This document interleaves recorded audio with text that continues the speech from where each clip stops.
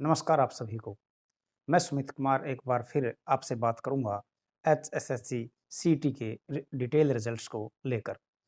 ये detail results काफ़ी दिनों से प्रतीक्षित था और आप सभी लोगों की बड़ी इच्छा थी कि इस प्रकार का रिजल्ट्स डिक्लेयर किया जाए कमीशन के द्वारा।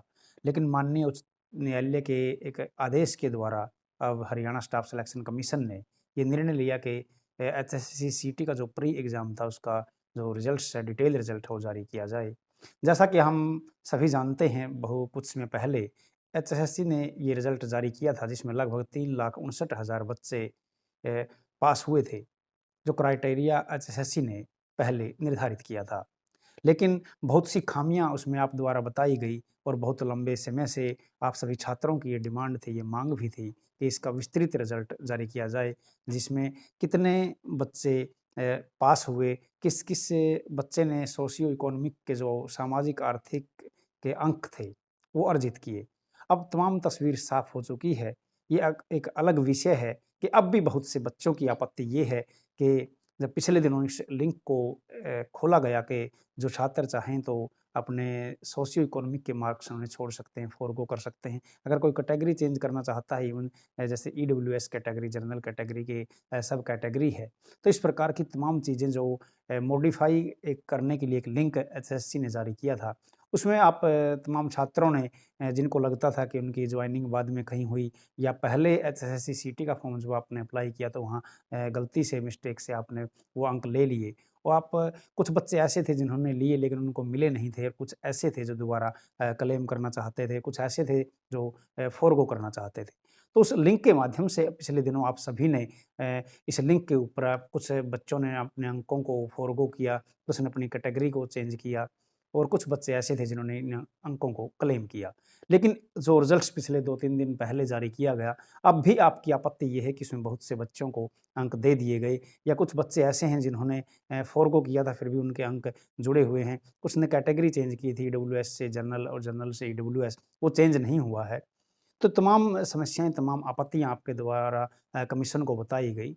तो मेरा मानना ये है कि कमीशन कुछ दिनों में ही, बहुत जल्द ही इस प्रकार का निर्णय लेगा और आपने जो तमाम आपत्तियाँ दर्ज की हैं, उनके ऊपर संज्ञान लेकर के एक बार फिर लिंक को एक्टिवेट करेगा और उस लिंक के माध्यम से आप अपनी आपत्तियों को आप अंक छोड़ना चाहते हैं या क्लेम करना चाहते हैं, तो उसको आप दुरुस्त कर पाएँगे। और मेरी खुद की गुज़ारिश भी ये है कि आप इसके लिए प्रयासरत रहिए और कमीशन के लगातार संपर्क में रहिए। उन लोगों को बताइए कि कहाँ-कहाँ खामियाँ हैं, रिज़ल्ट्स में क्या-क्या और आपत्ति हैं जिससे आप प्रभावित हो सकते हैं। क्योंकि ये जो सीईटी का जो मेंस एग्ज़ाम होगा, ये आपकी लाइफ़लाइन है, बहुत लंबे वक़्त तक आपने इसके लिए इंतज़ार किया है, तो इसकी तमाम खामियों को दुरुस्त करने के बाद ही सीईटी मेंस का रिज़ल्ट्स वो एग्ज़ाम लिया जाए। तो ये एक अलग विषय था, लेकिन जो रिज़ल्ट्स जारी किया गया है उसके ऊपर मैं आपको बताना ये चाहता हूँ कि अगर जिस प्रकार की सूचनाएँ अखबार के माध्यम से या सोशल मीडिया के माध्यम से हमें मिल रही हैं, दैनिक सवेरा विशेषकर एक समाचार पत्र है जिसके माध्यम से हमें ये सभी सूचनाएँ उपलब्ध होती हैं। जैसा कि कल परसों में दिया गया कि जितनी पोस्ट हैं, न कि ग्रुप, पोस्ट के अगेंस्ट 4 टाइम्स को वहाँ मेंस के लिए बुलाया जाएगा। तो फिर अगर 4 टाइम्स के बुलाया जाता है पोस्ट के अगेंस्ट, मान लीजिए किसी जैसे कैनाल पटवारी है उसकी टोटल पोस्ट जितना है, उसका 4 टाइम्स बुलाया जाएगा। तो मान लीजिएगा किसी कैटेगरी में अगर 400 पोस्ट हैं तो 1600 को कॉल किया जाएगा तमाम कैटेगरी के। अगर उसमें जर्नल की पोस्ट मान लीजिए 400 हैं, तो 400 गुणा में 4 तो 1600 बच्चे वहाँ जर्नल के होंगे और अगर 30 पोस्ट हैं जर्नल की तो 120 बच्चे जर्नल का कॉल किया जाएगा। मान लीजिए एससी की पोस्ट 20 हैं तो 80 बच्चों को कॉल किया जाएगा। तो कुल मिलाकर के बात ये है कि फिर ये जो कॉम्पिटिशन है इसमें बहुत से बच्चे ऑटोमैटिकली बाहर हो जाएँगे। इसका रीज़न ये होगा कि जो बच्चे पहले 2000 3000 रैंक तक हैं, बार-बार सभी कैटेगरी में वही परीक्षा के लिए आएँगे और ऐसी कैटेगरी या ऐसे ग्रुप मैं बोल सकता हूँ, 2 ही ग्रुप अगर टेक्निकल पोस्ट को एएलएम वगैरह को छोड़ दिया जाए या कुछ और हेल्थ सर्विसेज़ की जो पोस्ट हैं जैसे स्टाफ नर्स वगैरह या एमपीएसडब्ल्यू मेल, फीमेल वगैरह, उसके अतिरिक्त 2 कैटेगरी बड़ी इंपॉर्टेंट बचती हैं जिसके अंदर बहुत ज़्यादा कॉम्पिटिशन है और मैक्सिमम बच्चे उन्हीं कैटेगरी में फाइट करेंगे। कैटेगरी नंबर 56 और ग्रुप नंबर 56 सॉरी और ग्रुप नंबर 57। उसमें भी कुछ कैटेगरी हैं जिसमें पोस्ट ज़्यादा हैं, जहाँ पे आपको जॉब मिलने के चांसेस बहुत ज़्यादा हैं। क्योंकि जिस प्रकार की ये खबरें, जिस प्रकार की सूचनाएँ हमें उपलब्ध होती हैं, अगर पोस्ट के अगेंस्ट 4 गुना को बुलाया जाता है तो फिर कुछ ही बच्चे, लगभग ये लगा लीजिए आप 10-12 हज़ार बच्चे ही इवन सब दोनों ग्रुप में कॉम्पिटिशन कर पाएँगे। तो इसमें भी कुछ कैटेगरी ऐसी हैं जिसमें ज़्यादा संभावनाएँ रहेंगी आपके सीईटी मेंस एग्ज़ाम में अपीयर होने की।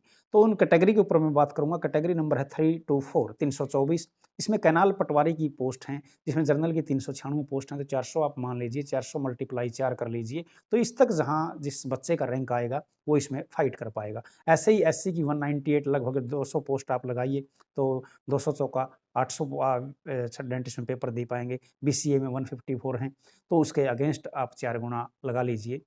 तो दूसरी कैटेगरी है कैटेगरी नंबर 328 328। ये ग्राम प्रधान सचिव की ये पोस्ट है और इसमें लेवल 4 की पोस्ट है। लेवल 4, 5, 6, 7 ये अच्छे लेवल की है, जहाँ अच्छा वेतन मिलता है, जहाँ ग्रेड पे अच्छा है, तो लेवल 4 से शुरू हो जाता है। तो ये बड़ी अच्छी पोस्ट है, जहाँ पर 35,400 के आसपास बेसिक आपका रहने वाला है। जैसे पिछले दिनों संशोधन किया था और पटवारी की सैलरी में पटवारी के ग्रेड पे में बदला गया था, लगभग 32,000 का एक अलग से 5A करके एक स्लैब में थोड़ा चेंज किया गया है, जिसमें काफ़ी बढ़ोतरी आपको पटवारी की सैलरी में देखने को मिलेगी। तो इसमें ग्राम प्रधान सचिव का ये जो कैटेगरी है 328 और 334, दोनों में पटवारी की पोस्ट है। एक में ग्राम प्रधान सचिव की पोस्ट है और एक दूसरे में पटवारी लैंड रिकॉर्ड्स की पोस्ट है। तो ये दोनों ही कैटेगरी आपके लिए बड़ी इंपॉर्टेंट है। इससे पहले मैंने जो बात किया था 324 में, वो कैनाल पटवारी की थी, 328 में ग्राम प्रधान सचिव के लिए है और 334 जो कैटेगरी है, वो पटवारी लैंड रिकॉर्ड्स के लिए है। तो ये कुल मिलाकर के जो 3 कैटेगरी हैं, 324, 328 और 334, आप सभी लोगों के लिए सबसे महत्वपूर्ण कैटेगरी है। अगर क्लर्क की जो कैटेगरी है, उसको मैं छोड़ देता हूँ, कैटेगरी नंबर 380।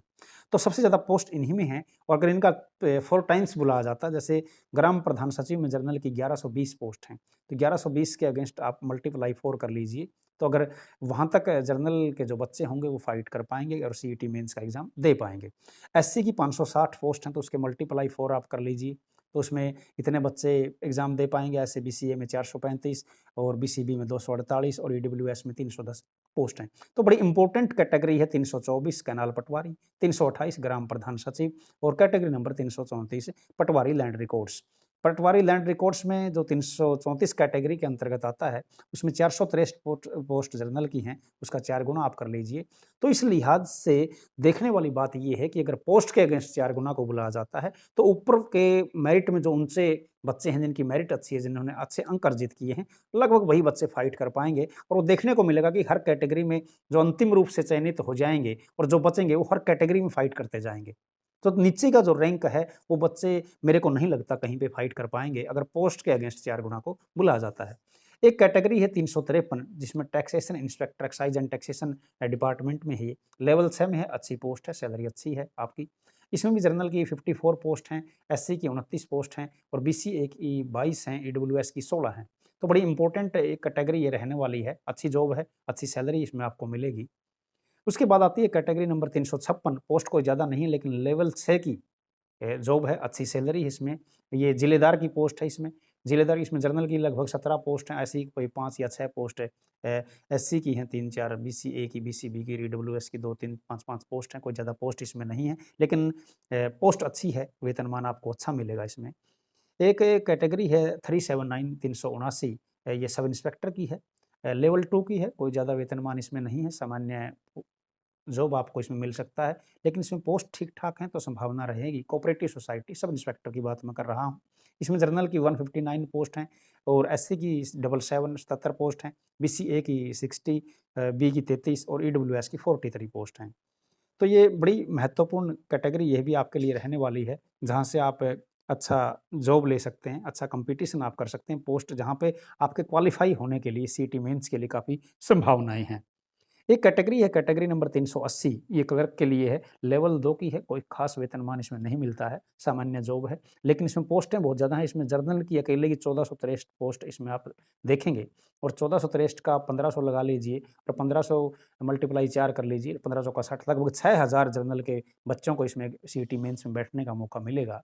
तो इम्पोर्टेंट है जॉब के लिहाज से, रोज़गार के लिहाज से, क्योंकि ये तमाम वो कैटेगरी और वो पोस्ट मैं आपको बता रहा हूँ जहाँ पे वैकेंसीज़ की संख्या ज़्यादा है, जहाँ पे आपकी संभावनाएँ ज़्यादा हैं कि तो उसका आप 4 टाइम्स कर लीजिए वर्तमान परिस्थितियों के हिसाब से।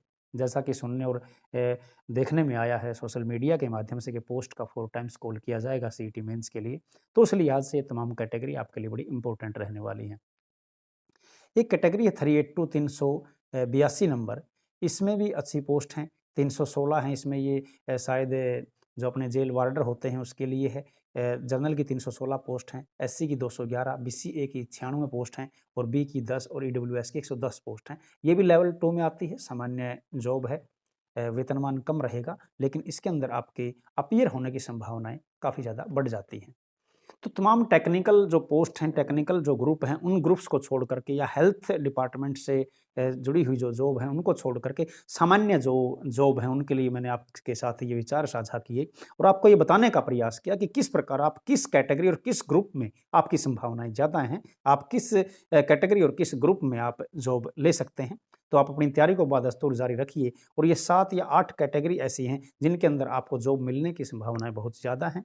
तो आप सीटी मेंस के लिए दिन-रात आप लगाइए और बहुत जल्द आपको इसमें जो रिज़ल्ट्स आया है इसमें संशोधन के लिए जो आपत्ति आपने दर्ज की है, तो उसकी संभावनाएँ रहेंगी कि आप उन आपत्तियों को रिमूव करवा के आप लगातार प्रयासरत रहें, कमीशन में जाएँ, आप उनके सामने अपनी जो बात है वो रखें, जो समस्याएँ आपके सामने हैं उनको रखें, लेकिन अपनी तैयारी आप निरंतर रखें। अगले 15 दिनों में, 20 दिनों में या जुलाई के अंत तक या अगस्त के पहले सप्ताह में उम्मीद की जाती है कि कैटेगरी नंबर जो इम्पोर्टेंट कैटेगरीज़ हैं और ग्रुप हैं 56 और 57 इसकी एग्ज़ाम करा लिए जाएँगे। लेकिन ये एग्ज़ाम अगर सुधार के बाद हों, जिसमें तमाम किसी को भी कोई शंका किसी प्रकार की न रहे, तो अगर 4 टाइम्स पोस्ट के अगेंस्ट है, मेरे हिसाब से अगर ये ग्रुप के अगेंस्ट 4 टाइम्स होता, तो काफ़ी राहत बच्चों को मिलती और ज़्यादा बच्चे इसमें कॉम्पिटिशन कर पाते, एग्ज़ाम में अपीयर हो पाते। तो देखने वाली बात होगी, आप अपने प्रयास करते रहिए, आप कमीशन के लगातार संपर्क में रहिए और इन संख्या को अगर ग्रुप के अगेंस्ट भी आप करा पाते हैं, तो बहुत से लार्ज स्केल पे बच्चे इसमें अपीयर हो पाएँगे और रोज़गार की संभावनाएँ आपकी बनेंगी। तो फिलहाल के लिए इतना ही, फिर मिलेंगे किसी एक नई वीडियो में। जय हिंद, जय भारत।